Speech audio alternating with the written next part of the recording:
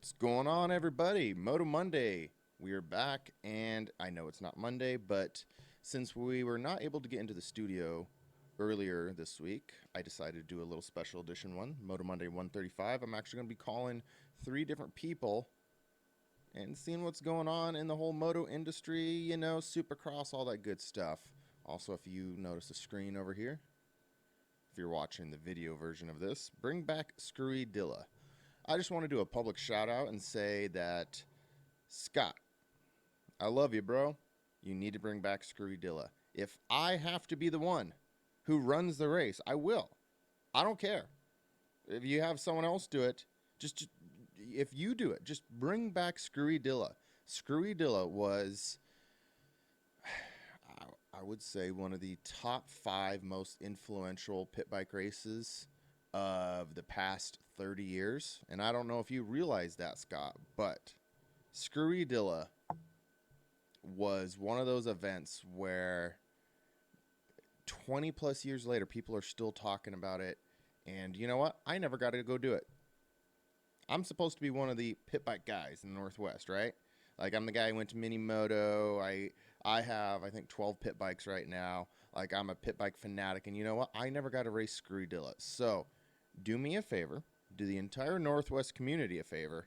And please, bring back Screwy Dilla. So, there's my call out to you, Scott. And also, come on the podcast someday. All right. So, anyways, let's move on past that. I always got to do some kind of call out. But we're going to have a little fun. I'm going to call Devin Herrmann here, the number 216 rider who's racing Supercross, and we're going to see what he has going on. He's down in Florida right now, getting ready for a rather wet-looking Supercross. So I'm going to switch over to my call version.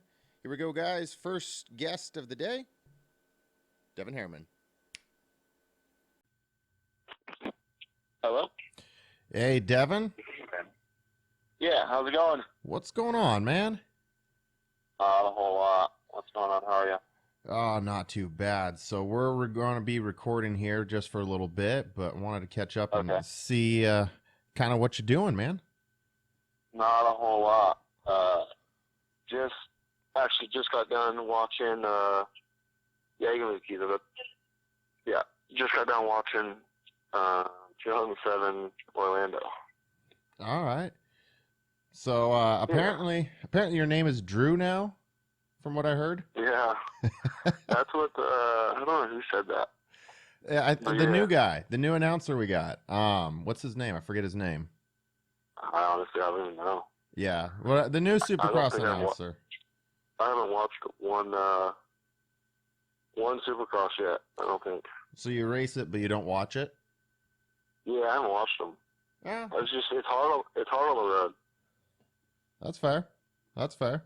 Yeah. But I take that back. Actually, I just watched. The only one I have watched was Indy 2. The only one I've watched. Indy 2. Okay. Yeah, which I got 13th at. So, honestly, I didn't even watch the 450. I just watched 250. Well, that's fine. You watched the one you're in. Yeah, exactly. So, what's your plans for this whole year in Supercross, man? Like, we've seen you in a few. Unfortunately, I saw you involved in quite a first turn pileup too, which it's sad that was your best TV time of the season was probably that one because it got replayed over and over. Right. But yeah, I'm not sure. As of right now, we are sitting in Orlando, getting ready for tomorrow, and then kind of all up in the air, honestly. You just taking it like round by round? No, it's like, I don't know if you saw, I got hurt, crashed in practice at Indy 3. No, update me. Yeah, so I ended up like tearing a bunch. I tore 2 ligaments in my wrist, chipped a piece of bone off in my hand, and got a bunch of bruising and tissue. Damn. Stuff going on in my left hand. And you're still going to ride with that? Yeah, and then I got a fractured collarbone. You got a fractured collarbone and torn ligaments, and you're still going to be racing tomorrow? Yeah. Damn, dude. So Okay. we'll see how that goes. But yeah, that's all. I mean, just going to try to finish it out. There's 38 dudes, 39 guys in the class, so I can roll around and get dead last and still get paid. You know? Where I've been staying in Oklahoma has been 15 degrees, so it's like, why stay there and freeze my ass off? Or I could just drive 20 hours and hang out in Florida for a week and get paid. Yeah, out here in Washington, I got 6 inches of snow right now. What's it like out by you? I am currently sitting in the van with the AC on. It's about 81 degrees, I think. 10 o'clock at night. All right, slightly jealous. Okay. Yeah, it's tough. Honestly, it's pretty rough out here. Yeah, sounds pretty rough, man. Yeah. So after this weekend, what's the game plan? Like I said, like now it's up in the air. It was originally supposed to just do the whole all 17 rounds. Gotcha. Do the rest of them on the 450, and then 250 as well, obviously in the East Coast class.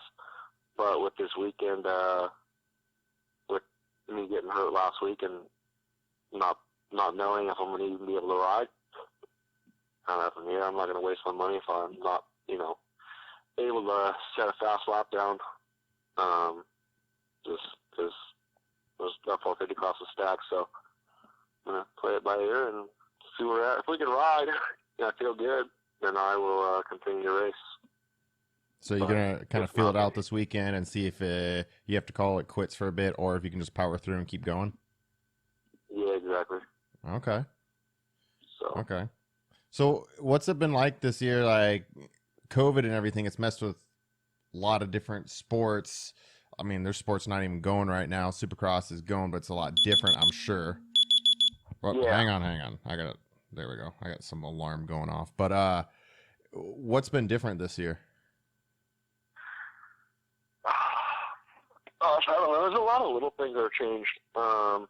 Obviously, the whole Oldenburg thing, that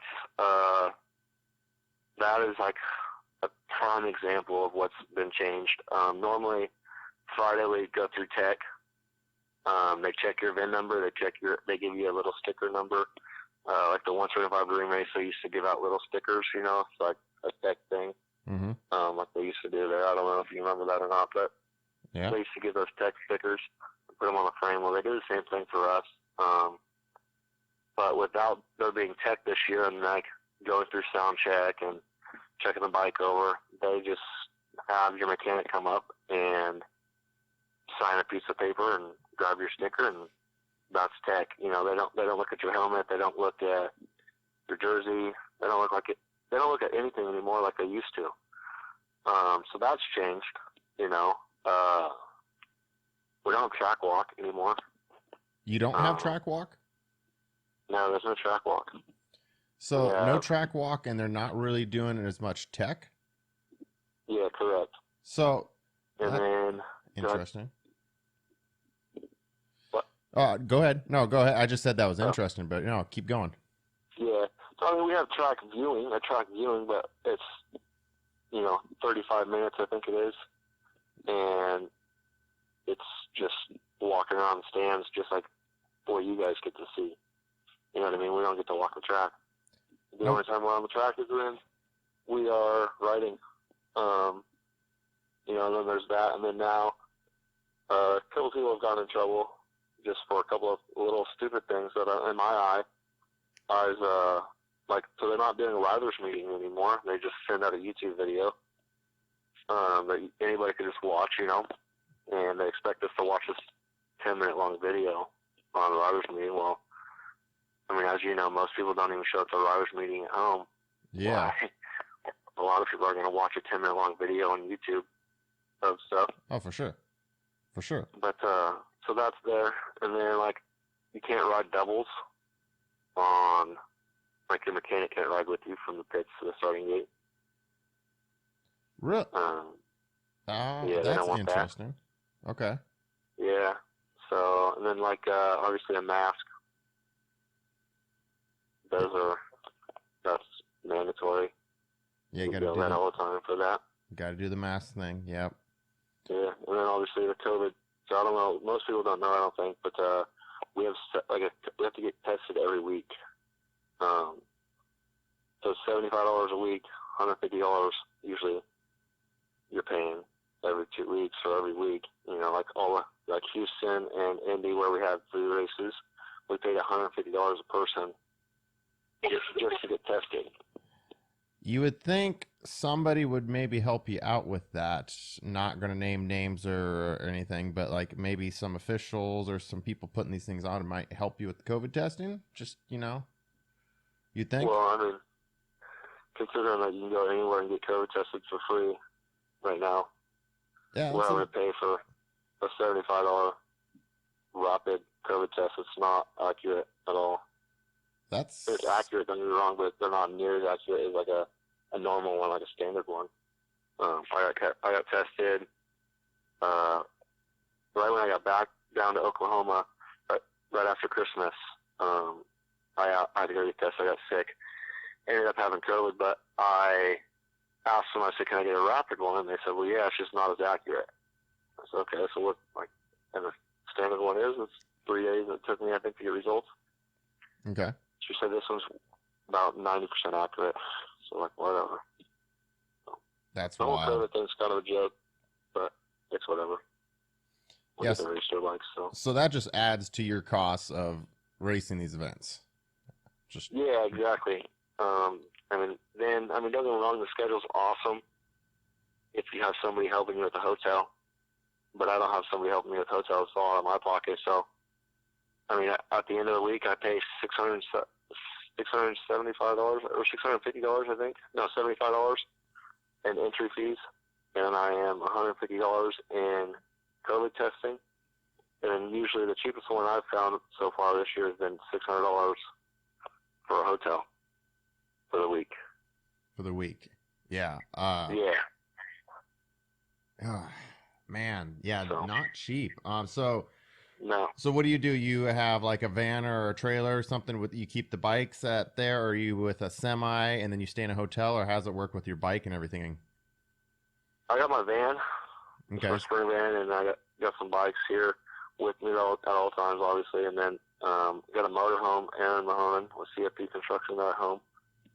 He's got his motorhome for me and his son Walker down in Oklahoma at Robbie Raynard's place. So Oklahoma's kind of been home for the last, 4 months. All right. So that's where I go after every round. I stay in the motorhome, but once I leave, I take the van and crash on the road or something, If I'm not to the destination, I just sleep in the van.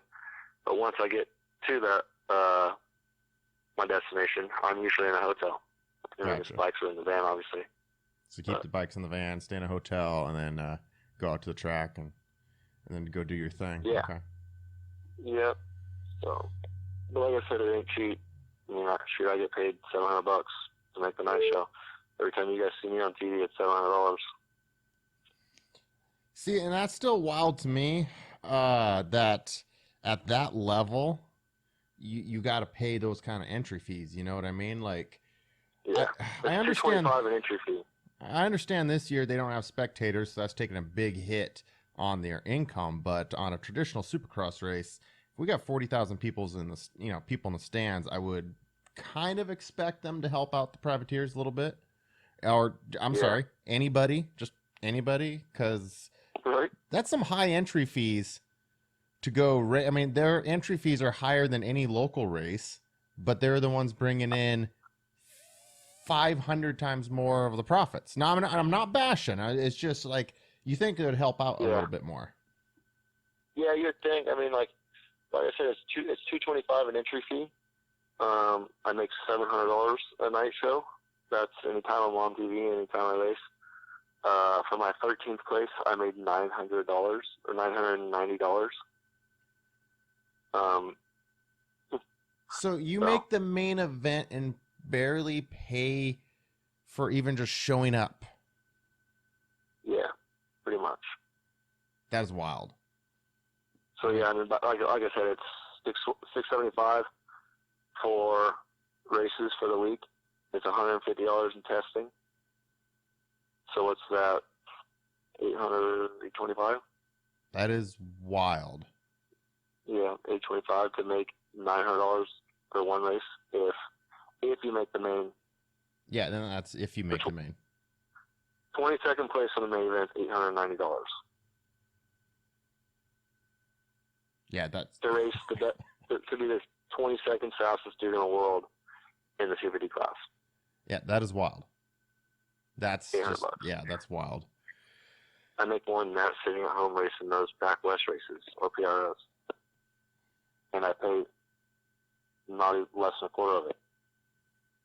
Yeah, well, I've heard that from a few people that they don't really like to go do a lot of nationals or Supercross because they can just go and set up their own little schedule, hitting fair races or local stuff, and actually make better money. Exactly. Yeah, like trust me, I don't race Supercross to make money, because I don't make a lot of money. I race Supercross just because I'm young, and not a lot of people can say they do it. And then not only that, it just helps me out, helps grow my business that I got going on with the Strivers for Riders thing. And then everybody, like all my clients and everything, like every week I get text messages from everybody, which is rather. I get photos from like all the young kids that I train, standing in front of the TV cheering me on or whatever. So that's why I do it. I mean, I don't do it for the money. I do it just to help my business grow and kind of show the kids that I know what I'm doing at times. Do you have fun doing it? Supercross? Oh, I love Supercross. It's a blast. I would rather ride Supercross all year long than ride outdoors. Do you have any plan of doing outdoors? No. No? No. Okay. I mean, if the right deal comes up, then yeah, I'll do something. But, I mean, I didn't even buy an outdoor license this year, not even because COVID, just because I never planned on. I raced 19s last year. I raced outdoor. I raced Paula. That was going to be my last one, but I was like, I'll just be done racing outdoors at Washougal, and ended up going like 23, 27 or something like that. And I said that was going to be my last one just because it's, again, there's no money in it. I mean, obviously I'm not racing dirt bikes to make money, but I got to have a little bit of money in return. Yeah, you got to get something to do it, Yeah. Yeah, so after an outdoor, you're $500 to go race the first time. So it wasn't worth it for me to go race that, especially to make the races. That's all I got paid was $500. So it's like, why do it to break even? So does Supercross pay a lot better than motocross? It's not that it pays a lot better. It just ignore the fun factor and all that other stuff, but I mean just like the payout. Is there a difference? I mean, no, not really. Okay. I mean, what's $200 more? But it's not like I'm not on the bike an hour, and I'm also not wide open, just beating the bike up. You know what I mean? Oh, totally. Like stretching the bike out. Like I can go a whole season on a bike on Supercross. I can go maybe half a season. Like you got to rebuild the bike 6 times for outdoors. You only got to rebuild the bike 1 time for Supercross. Yeah, that makes sense. Yeah, it's definitely a lot more abusive, and then plus you're out there in the heat, and yeah, I mean 30+ minute motos, and it's hard on your body, your bike, everything. Yeah. Yeah, I'd rather beat my head up against the wall for 30 minutes at a time. Yeah. Yeah. And I just don't enjoy outdoors. I'm not that good at it. So when outdoor season comes around, let's say you are fairly healthy, you still just going to do some local races? Got any plans for this year? Yeah. I'll always do local races. Like I said, I grew up in the Northwest, obviously. So for me to race locally is just a blast. I enjoy racing dirt bikes. Right now I get paid to race dirt bikes, and that's my job is to race. So I'm going to race as long as I can, until I grow up and go get a job. But those local races pay really well. Like I just said, they pay well, a lot less stressful, not a lot of money to be spent, a lot of money to be made, and I just simply enjoy racing. Gonna do all the local stuff that I can, and then I got a good amount of fair races lined up. There's some of us, there's like 3 other guys that got all these races lined out that know where they're all at. And that's what we all just kind of buddy up and go race fair races and enjoy it. So I'll do be racing local stuff, fair races. If that kind of stuff opens back up, I guess you could say. They all got shut down this year. Fingers crossed. But do that. Yeah, exactly. Do that, and then just get back to the program on training kids. Cause that's what I enjoy training kids a lot. That was something I wish I could have had, I guess, when I was younger, growing up. Is the training? Yeah, which that's a great segue because I'm gonna have to get going here in a minute. But how about we end this with any sponsor plugs and maybe telling people kind of like what you got going on for your training. Yeah. What do you want first? Well, let's go with the training. Like, what are you doing with your training, man? Like, what you got going? The training thing is all kind of like not new, but like everything's more legit. Like I got a business license now. I got a website. I actually just filled out the USMCA thing for like coaching thing. It's a United States Motocross Coaching Academy, I believe it's called. But that'll pop me up on the list of like trainers in Washington or wherever. But that all came about just, Tommy Weeks helped me out quite a bit in 16, and I got hurt. I had no income, and I had people asking me, hey, like, can you help me out? Can you help me out? I said, oh, sure. So I did that, and then that was going good, and then kind of went back to racing and got back into it, because I enjoyed the training thing. Like I said, to me, it's awesome to have younger kids, because I was that kid at one time looking up to pros locally, and watching them on TV or watching them at Washington Nationals and just wishing like, dang, that'd be so cool to get trained by them or whatever. And that's exactly where I was at. I was like, I want to get back to Northwest. And that's kind of where I'm at now, is just giving back as much as I can. And I guess trying to grow a business. I'm not going to train kids as a job, as a career, I guess you could say. I'm not going to, I will grow up and, fade out of it. But as of right now, my name's something, in the Northwest. And it goes hand in hand with your racing then. The more you race, the more your name gets out, which then helps out the coaching, right? Yeah, and I don't coach for money. I have to get paid, obviously. You're not paying me for my time. You're paying me for the experience, the 20 years I got in motocross, so I'm $100 for 4 hours. Like, I don't think you're going to find somebody cheaper than that. And it's not like I don't know what I'm doing. Yeah. You know what I mean? So it's not like I'm trying to make a living off of it. I just simply want paid for the time that I've got, into it. So it's a lot of fun. A lot of fun. I find myself constantly, even when I'm riding, like having to remind myself, like, hey, if you're going to teach us, you got to do it as well. Like riding with your toes or squeezing the bike or whatever the case is. So it's really good for me and helps me out, but it's also a lot of fun because I get to interact with a lot of kids and have a blast doing it, and I'm gonna have their bikes. Okay, and how do people find out more info? Like, you said you have a website? What's the website address? Yeah, so I got like, as of right now, obviously I'm on the road, but I will be coming home right before back west. I'll be doing a class Monday and Tuesday at Woodland. Okay. Haven't put up a time yet, but all my information, usually I make a post on Instagram first. My Striders to Riders on Instagram is my username on that, and then you have my phone number. Shoot me a text, which is also on my website, stridersToriders.com.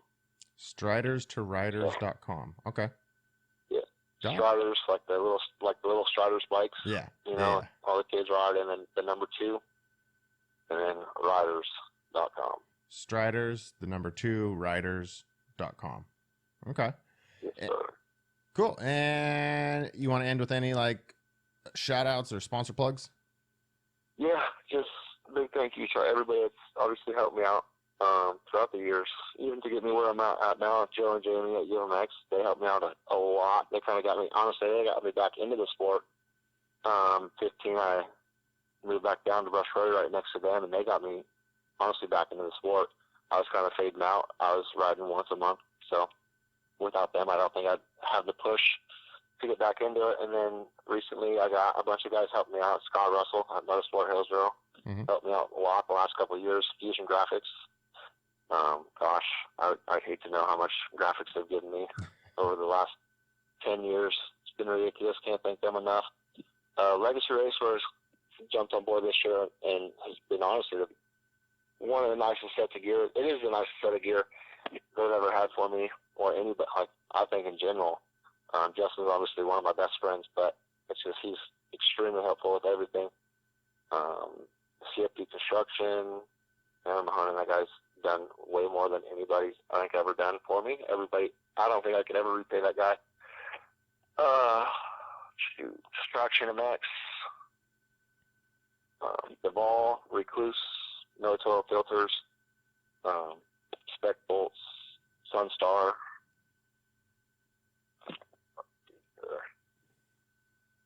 Go wheels. They just hooked me up with a set of new wheels today. I hope you can go through and get this out. UFO Profits. Leah. Sweet Life CBD, actually, from Washington. They came on board this year and started helping me out quite a bit. My girlfriend, for everything that she's doing, with me on the road, and Shoey helmets. And another good buddy of mine, Chris Underwood, for just helping me out everywhere and anywhere that he can. Right on. All right. And how about we got a plug for how do people like find you on like maybe Instagram, Facebook, or anything like that? I'm assuming like maybe an Instagram handle. Yeah. Just give me a follow. Give me any questions you guys have. Harriman216 on Instagram or Devin Herrmann on Facebook. I also have a Facebook account for Riders to Riders. Same thing. Riders to Riders. So. Oh, you got one up for that? Sweet. Yeah, okay. I try to keep up on everything. Just to them out there, you know. Not always home, but y'all ever have any questions or anything like that, I'm always trying to help. So. Well, yeah, I think most people understand you're on the road right now. You got stuff to do, so you got to go go out there and race. But yeah, but like I said, I'm always down to talk, or even if I'm at the track, come up, say something. Say hi. I don't bite. I enjoy it. Cool. Well, hey, dude, I'm going to let you go. Best of luck racing tomorrow, and literally on the complete opposite end of the country from me. I know it's late over there, but I appreciate it, man. So, no problem. Thank you. Yeah, get some sleep, bro. What is it, like 10:30 over 10:20 over there? Yeah, 10:22. Yeah, dude, you need to get some sleep so you can go race tomorrow. So I'm gonna let you go. I appreciate the time, dude, and best of luck. Yeah, no problem. And you have a good one, dude. Thank you. I'll be in. Let me know if you want to do a Moto Monday. I'm down. Well, stay in touch with me, and when you're in town, and maybe we can one of these days set something up in studio. I fly into town on the 21st. On the 21st. Okay, yeah, we can chat, man. The 22nd would be that Monday, so let me know. I will. I don't have my schedule in front of me, but I'll message you. I'll message you once I get a chance to look at it. I'm trying to get Dan Dale on here too, so I'm gonna call him, and then after that, I'll check my schedule. Yeah, sounds good. All right. Well, thank you, man. So that was an interesting conversation. A little bit of perspective from a Supercross racer, privateer, Devin Harriman, out there in Florida, and it still blows my mind that we're not paying our privateers.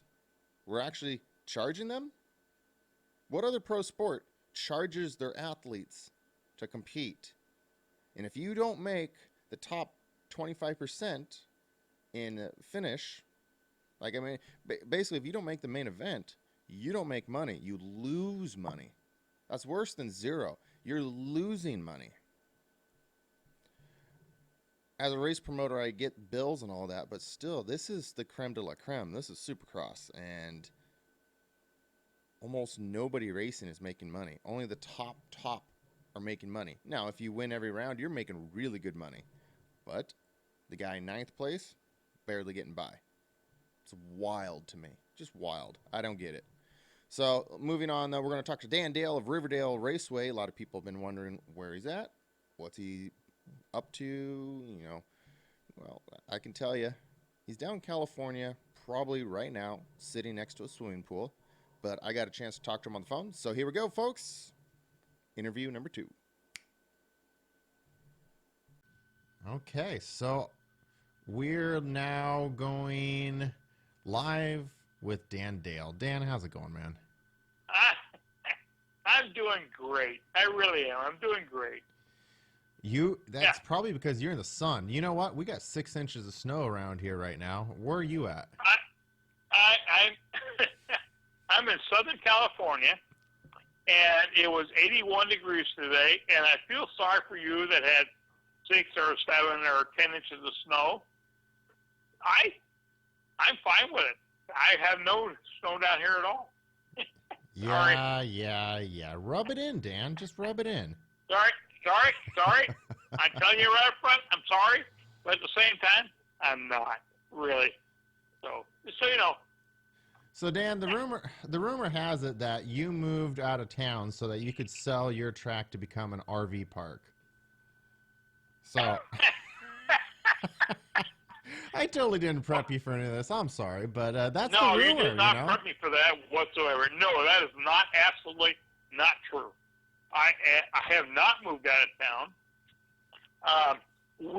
My wife Audrey, you all know Audrey. We both came down here in January for a snowbird getaway. Okay, we came down here, and we're in 75 to 81 degree weather. We just want to get away once in a while. That's all. Right now, that's all it is. If we get down here and it's nice and warm, I'm sorry that you're not, but that's just the way it is. We came down here to have a little bit of fun. So that's what we're trying to do. Pure and simple.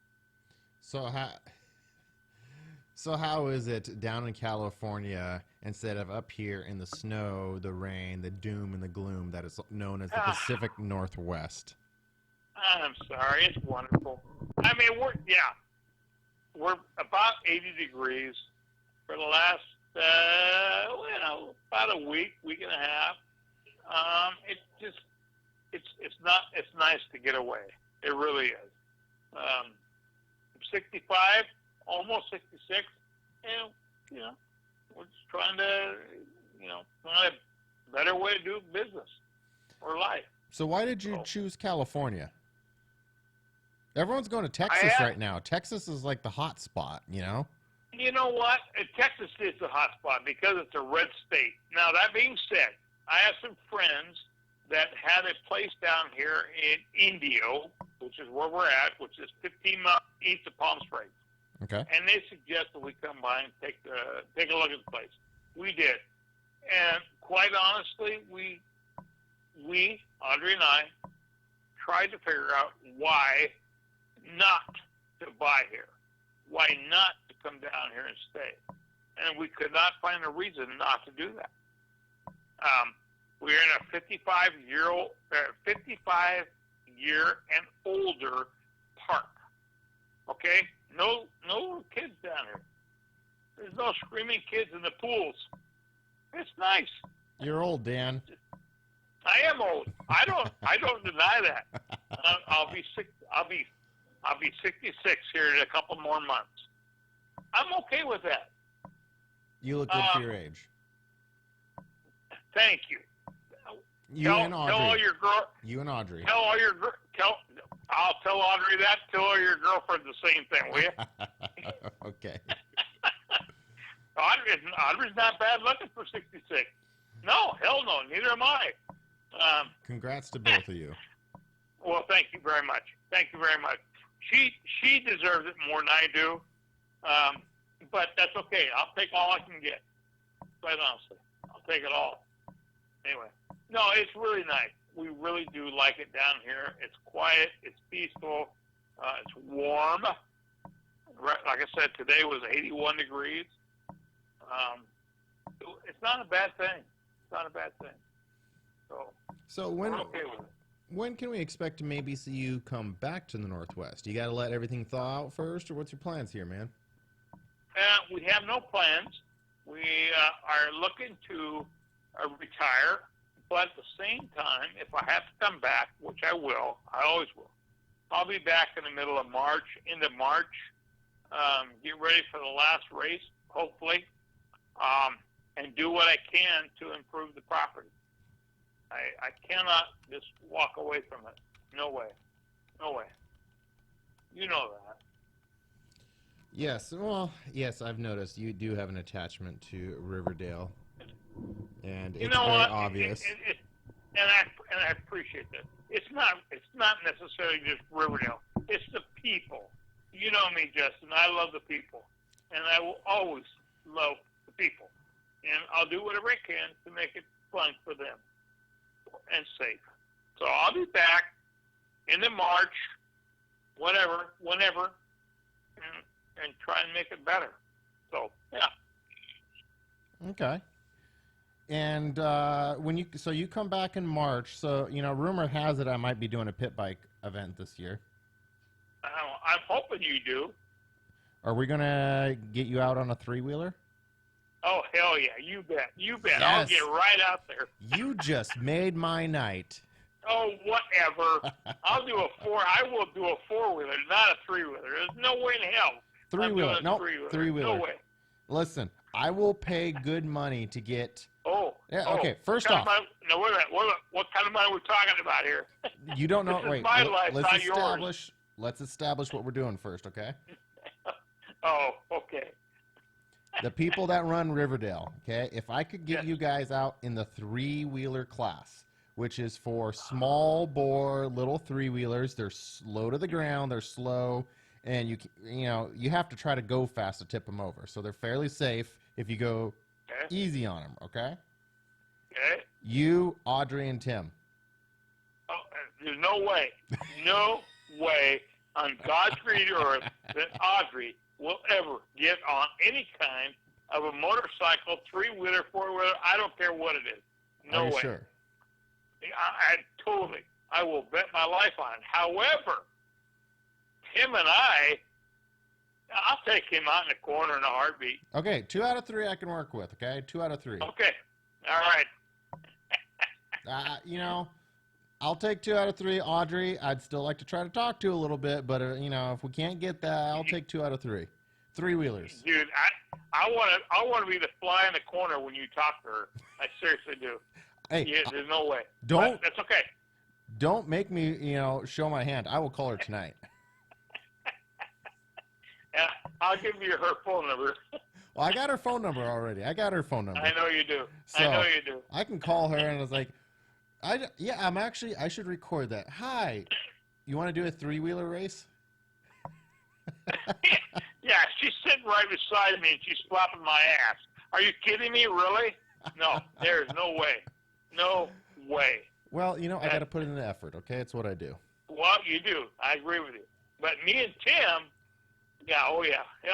Me and Tim, I'll take him out in the corner in a heartbeat. That would make the video clip of the year. And he will do the same to me. I guarantee you that. Oh yeah. Oh, I'm sure he would. Yes. Oh yeah. Yeah. Oh, absolutely. That's okay. I love that man to death. He's a very good man. He's a very good friend of mine. Yes, we need to see Tim on a bike though. So that is my goal for 2021 is actually get him in some form or fashion on a motorized vehicle out at Riverdale. I will tell you this. He has a lot of dirt bikes in his garage. I know. He's and shown me pictures. I don't mean like 1 or 2. I mean, I'm talking a dozen or more. Oh, I know. He's shown me pictures. He's got a collection. I was actually pretty impressed with the amount of bikes that he had. He's actually, he's one, if you ever come back to town, Dan, I'd like to get both of you on the podcast, like in person. I would love that. Him and I together? Are you kidding me? I would love that. We'd have so much fun. That would be a lot of fun. We need a bigger studio than you have, though, right now. Well, hey, not too many shenanigans, okay? Oh. Not too many. No, that's all it's going to be is shenanigans. Well, okay. We'll have to talk about this. Okay, we will. We will definitely do that. But I'm going to have to go here in about a minute or so. But, a lot of people, they haven't seen you in a few months, wondering where you've been. And so you're down enjoying the sunshine. You probably have a pool, don't you? You have a pool down there. There's 6 of them. 6 in pools. this place that we're established in, there are 6 swimming pools, 6 hot tubs in everywhere we go. There's a little golf course, a few other things. It's a great place. It's called Rancho Casablanca, and you can Google it, and it'll tell you everything you need to know. Wonderful place to be. We really enjoy it. Nice, quiet. Yeah, it's nice. It's very nice. So. Well, I'm glad you're able to get away and actually break free of the track a little bit to enjoy some time for yourself. Thank you. You know, with saying that, I still look forward to seeing you out at Riverdale sometime. I hope so. I really do. All the people that come to Riverdale, you included, I absolutely adore. I mean, I love the people so much. There's not much more I can say than that. And thank you. Other than thank you. Well, all of us love seeing you out there, Dan, and it's always fun hanging out with you at the track. Yeah. So, but enjoy your time down there, and when you're ready to come back up here to the Northwest, and when we're all thawed out and out of the dreary, nasty season, we'll have to catch up and talk about this whole 3-wheeler race that we're going to do with Tim. All right, I will come see you at your studio, wherever that is, and we'll have a conversation. Yeah, I look forward to it. Okay, I'm going to hold you to that. So, All right, my friend. Any final words or anything did I forget? No, you didn't, but thank you so much for all what you do for the community, for my place, for everybody out there. God bless you, and thank you so much. That's all I can say. Of course. I appreciate that, Dan. Well, I appreciate you, my friend. And, again, all the people that come to Riverdale and all the other tracks, not just me, all the other tracks. Support them all. Support them all. Yeah. Amen to that. You know, I'm a big advocate Yes, for that. It's a community. Yep. Support everybody. Have fun everywhere. Yeah. No. Go ride your dirt bikes. Go ride your dirt bikes. Amen. That is a great note to end on. Thank you, Dan. I'm going to let you go. Brother. You go enjoy your evening. Thank you. And we'll talk more here soon, okay? All right. Look forward to it, my friend. God bless you. Thank you so much. I do as well. Thank you, Dan. You have a good evening. Right. Say goodnight to Audrey and tell her I still want to see her on a 3-wheeler. I do, too. All right. Bye, Dan. Take care, man. Thanks so much. Goodbye. So that was the man himself, Dan Dale. It's always fun to get a chat with him and see what's going on. One of these days, I'm telling you, we need to get him on a bike. It can be a pit bike. It could be a trike. The 3-wheelers are really making a comeback right now. I'd rather not do the whole quad thing, but sure, whatever. We can get him on a quad. Let's just get him on the track. Him and Audrey, actually. Bonus points if we can get both. But I think it would be a lot of fun. So I appreciate Dan coming on and talking to me. So our final interview for the night, another guy who's like a mythological creature in Northwest Motocross, Grant Ellsworth. The guy who stuck me on a bike with maybe a 10-minute notice before a vintage race. I just went down to the track to go watch, and he's like, Justin, you're racing. I'm like, no, I'm not. He's like, yes, you are. There's my bike. Get your gear. Let's go. It was pretty hilarious. I did go out and race. I don't remember exactly where I finished, but it was wild. It was fun. And the vintage people, the vintage motocross people are awesome. I'm talking, they are some of the most fun people I've hung out with at a track. So Grant Elsworth, 2-stroke fanatic, vintage motocross fanatic. And I don't know exactly what his hairstyle is, but I believe it is a throwback to somewhere around 1987. The guy is always a ton of fun. I'd love to get him in studio. Here we go, folks. Final interview in 3, 2, 1. What's happening, dude? I love just bringing things on people. You know, it makes life way more interesting and fun. It actually does. That's kind of a habit that I've created myself, just springing things on people, especially on Facebook.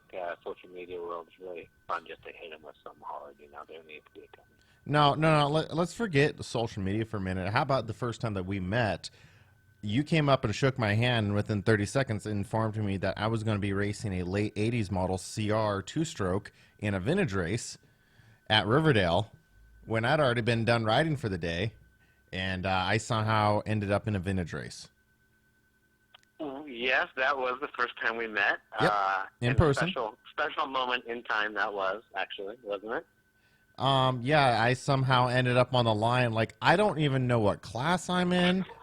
I don't know what bike this is, and I'm doing a race. Okay, and when I have the announcer tell me, please don't die, I started to get concerned. No, definitely, especially on one of my bikes. To even make sure that it finishes the race is pretty impressive. Yes, when the sign-up ladies and the announcer, is it Jan, right? Jan? Is that how you pronounce it, right? Yep. Jan and Miss Debbie. Yes, so Jan was like, Justin, don't die on that thing. It's like, I don't like how this is starting off. Yeah, luckily somebody else made sure all the bolts were tightened up right before you got on it, so. Hey, you know what? No offense. I really appreciate you letting me ride your bike, and that was actually a lot of fun, but I'm not entirely sure there was nitrogen in that shock. No, I think you're probably right. I think that was the 80. That was the 87.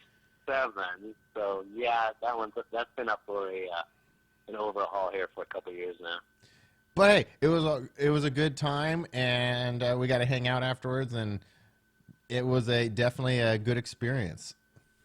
So, yes, indeed. So now moving on, 2021. This is going to be a quick one, and one of these days we're still going to have to get you in studio. But do you got any teasers for me? You got anything fun that's coming up 2021? What do you got?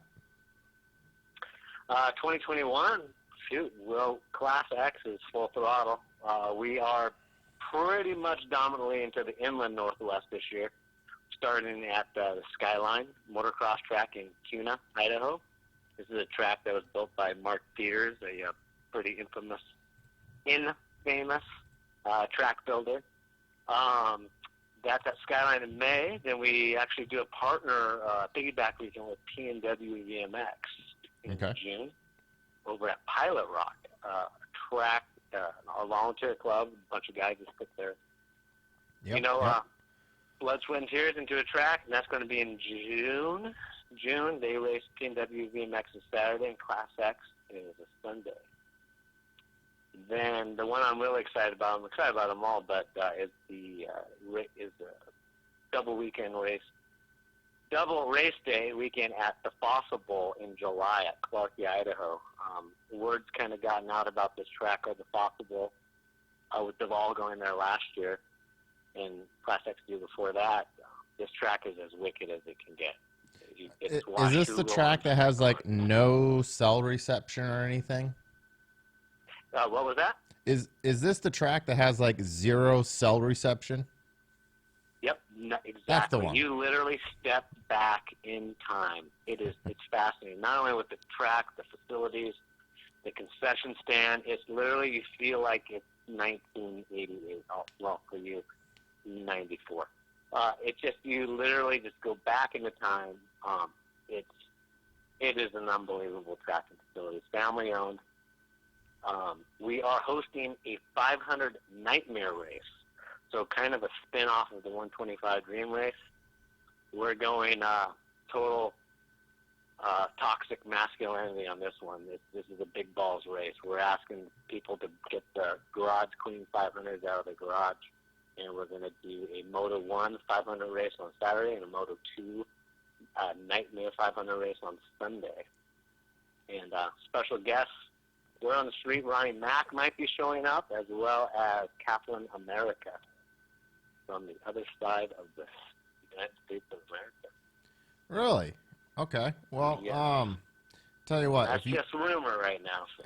Tell you what, you find somebody who has a CR500 AF, I'll come race it. All All right. I will find somebody. If that has been put on the table, It's going to be officially on the internet, out, in the interwebs or whatever, YouTube, actually, we're not on Spotify yet. So let's see, wherever this is, it's officially out there. You find me a CR500 AF, I'll do it. And it's my least favorite bike. That's saying a lot, because honestly, the CR500 is one of my least favorite bikes, next to a Husaberg 501. It's. Well, I won't tell Ricky Rogan. Yeah, don't tell him. But between you and me, not a fan. When I can feel the piston in my elbows, I can feel that vibration. Just not a fan, man. Oh, yeah. Yeah, I hear you. I like my small bore bikes. I like to ride a bike absolutely wide open the whole time. So do I. I do enjoy my 125. It's my favorite bike to ride. My 79 125 is actually my favorite bike. 96 YZ 125 is mine. Nice. Well, then, yeah, after that possible, just to give credit to the other tracks, we're going to a really cool weekend up at in Helena, Montana, their Premix Classic. It's a 2-stroke weekend. Okay. Great time up there, and then we come back down, and we're at Oahu at Boise. We'll finish it off in October. So you guys got some stuff going on. It's crazy. Didn't think I was gonna actually kind of pull it back this year, and then in a matter of a day or two, I got a bunch of phone calls, and they're like, "Let's do it," and I was like, "Oh, okay, all right, let's go." Okay. So I like that though. People doing stuff. Yeah, exactly. We're excited where Class X could go. We're a different niche. My heart and passion is in classics, vintage style 80s, 90s bikes. But I felt like we needed to really get the youth involved, and then get people who aren't into classic and vintage on bike, like I threw a bike on you that one day. And just get people from the 2-stroke world and even the modern 4-stroke. We have modern 4-stroke sport class. Just kind of get them in the mix and smell the castor oil. I like it. It's fun. Okay. Well, I promised 5 minutes. It's already been 8 minutes, so I will let you go. I know I'm going long, but it's a habit. So, you got any good final plugs, though, before I let you go, man? Stay hungry. Stay hungry. That's from Twisted Sister, 1984 album. Keep on rocking, guys. Hey, rumor has it that you have connections to people, including Ricky Rogue. When are we going to see him out at a track throwing down? And Captain America. I haven't talked to Ricky. Yeah, I haven't talked to Ricky in a while. Last I heard, he was in Tijuana. That's scary. Down there. Yeah, he hasn't made it back over. But is he going to come up for races this year? He shows up randomly. Okay, so nothing to really predict at the moment. It's just going to be one of those random things. Yeah, last time he was in Tijuana, it cost friends and family about $50,000 to get him back up here, and that really wasn't worth it. So I think he's on his own this time. Oh, that's rough. Okay, well, yeah, I will. But for Kaplan coming out, we're really hoping that happens. He's talked about a 2-stroke fanatic who just loves motorcycles of any genre. To have him come out here will be pretty special. So hopefully he can make it.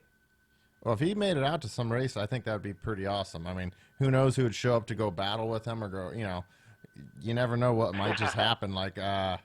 But seeing him out there, that'd be pretty rad. So I just heard that you kind of got the insider info on some of these things, so I figured I'd ask. Yeah, just kind of happened that way. I'm not really sure how, but like somebody who likes to talk and put himself out there, I think it's just kind of the dots start to connect every once in a while. And that's how the magic happens. Yeah, well, also the dots start to get disconnected. People are like, God, I'm sick of that Grant guy. Get him out of here. I'm sure a lot of people think that about me too, but it is what it is. They're stuck with me. We win some, we lose some. Yeah, this is true. Well, thank you, sir. I will let you go. I appreciate it, and look forward to maybe running into you at a two-stroke race this year. Yes, sir. I got a 500 CRF that is it's going to be calling your name soon. So get ready in July. Oh, man, I opened my mouth on this one. It's gonna it's gonna bite me, but yep, I said it. So is what it is. All right, man. You take care. All right, you as well. You have a good evening. Okay, folks, that's a wrap for Moto Monday. Now, I know it's not on Monday, and I know this is not live, but we weren't able to do our live broadcast, and I kind of felt bad that once again I failed people and said I was going to do this cool show, and we weren't able to do it. There's a reason most YouTubers and most podcasters don't do live shows anymore, is because it's actually really difficult to do. There's so many things that can go wrong. It's hard to schedule. It's not easy. That said, I'm not trying to be a complainer, but I still felt like I owed everybody a video, and instead of talking to one guest, I got to do phone calls with 3. I know not the best audio. Hey, we're working on it, okay? I actually ordered some new mics for doing these phone calls and stuff, but still want to talk to some people, see what's going on, so I hope you guys liked it. Moto Monday 136 will be coming up, and I believe this one is actually going to be live on Monday, around the same time, 7:30 or so. But until then, folks, enjoy Supercross and enjoy the weekend. If you're in the Pacific Northwest, I'm sure you got snow right now. Take your pit bike, go do some burnouts, go have fun. Thank you all, and I'll catch you later.